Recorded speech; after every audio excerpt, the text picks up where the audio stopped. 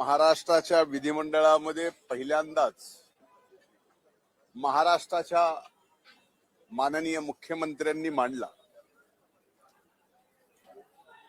हा अर्थसंकल्प मांडत असताना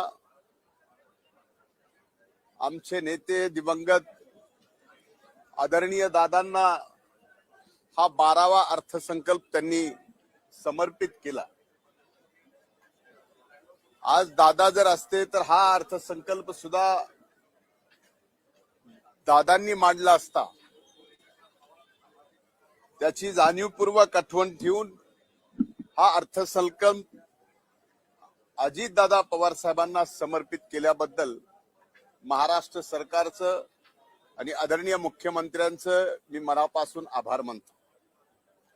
खरं तर हा अर्थसंकल्प अगदी थोडक्यात सांगायचा झाला तर 4 सूत्रे जे आदरणीय मुख्यमंत्र्यांनी अर्थसंकल्पाच्या शेवटी सांगितले, तर शेवटी हा अर्थसंकल्प महाराष्ट्राच्या विकासाचा एक चौफेर चौकार या 4 सूत्रामुळे या ठिकाणी होणार आहे।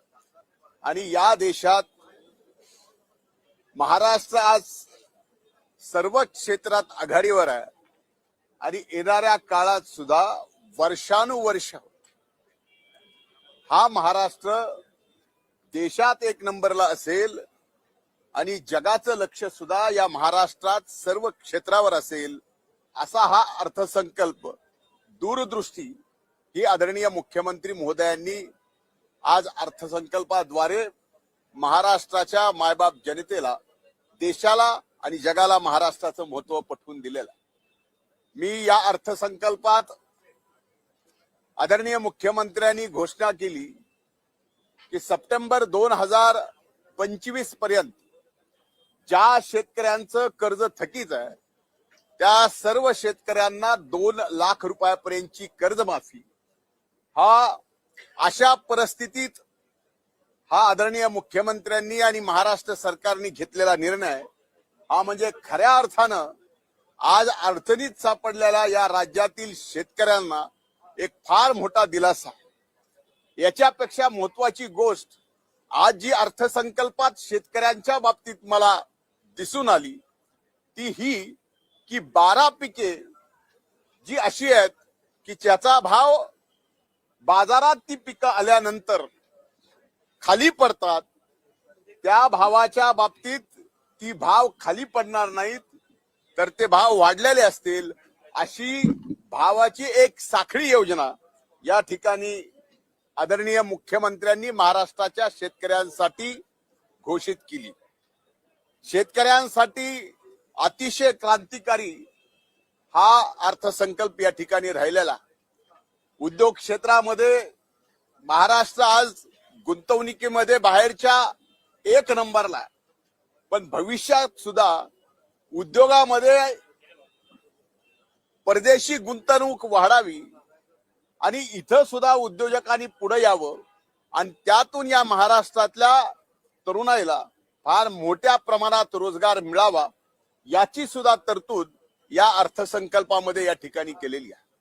खऱ्या अर्थानं तरुणाईचा विचार, युवकांचा विचार, त्याचबरोबर स्किल डेव्हलपमेंट ज्याच्यातून ज्या स्किलला जगभरात मान्यता आहे, जगभरात आज त्याची मागणी आहे, ती स्किल या राज्यामध्ये आमच्या तरुणाईला शिकवणं आणि त्यांना रोजगार उपलब्ध करून देण्याचा संकल्प हा फार मोठा निर्णय अर्थसंकल्पामध्ये आज माननीय मुख्यमंत्र्यांनी या ठिकाणी मांडला। त्याचबरोबर या महाराष्ट्रामध्ये सिंचन क्षमता वाढवण्यासाठी नारपारच्या खोऱ्यातून गोदावरीत पारी 54 TMC पाणी आणण्याच्या संबंधातला निर्णय असो, त्याचा सुधारित मान्यतेचा निर्णय असो किंवा विदर्भातल्या आणि पश्चिम महाराष्ट्रातल्या आणि खानदेशातल्या मोठ्या नद्यांना जोडण्यासंबंधितले निर्णय असो, हे सुद्धा फार मोठ्या प्रमाणात एक शेतकऱ्यांची शेती पाण्याखाली आणण्यासाठी महत्वाचं आहे। आणि नुसती घोषणा केली नाही तर त्यासाठी आर्थिक तरतूद सुद्धा या ठिकाणी केलेली आहे। या वर्षी संबंध महाराष्ट्र नाही तर देश क्रांतीबाई सावित्री फुले यांच्या 200वा आपण जयंती साजरी करणार आहोत. त्या निमित्तानं सुद्धा फार मोठ्या योजनाही घोषित केल्या आणि त्याचबरोबर स्मारकाचं फार मोठं काम सुद्धा हाती घेण्याचा निर्णय या ठिकाणी राज्य सरकारने घेतला.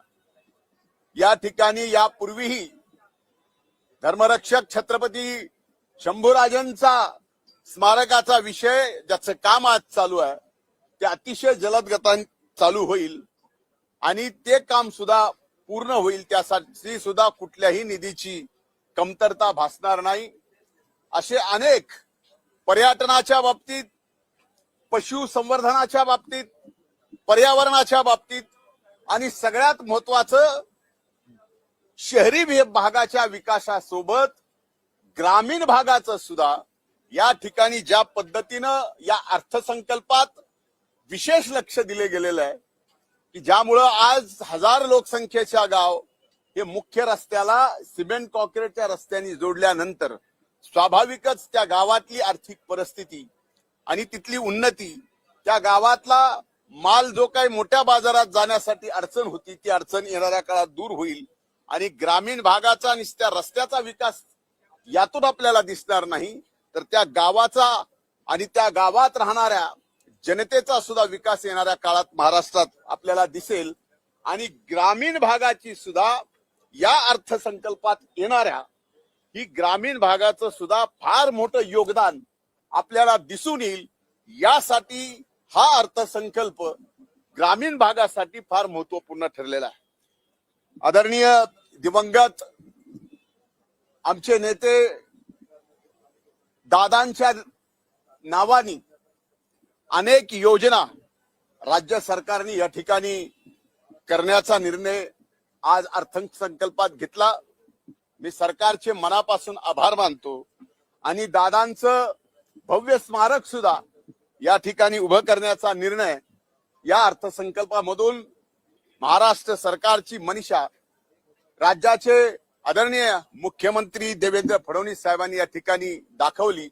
मी त्याबद्दल त्यांचे सगळ्यांचे आभार मानतो आणि खऱ्या अर्थानं 4 सूत्री अर्थसंकल्प येणाऱ्या 4 दशकापर्यंत या महाराष्ट्राला लक्षात राहील असा अर्थसंकल्प या ठिकाणी आदरणीय मुख्यमंत्र्यांनी मांडला. त्यांचे मी मनापासून आभार मानतो. धन्यवाद.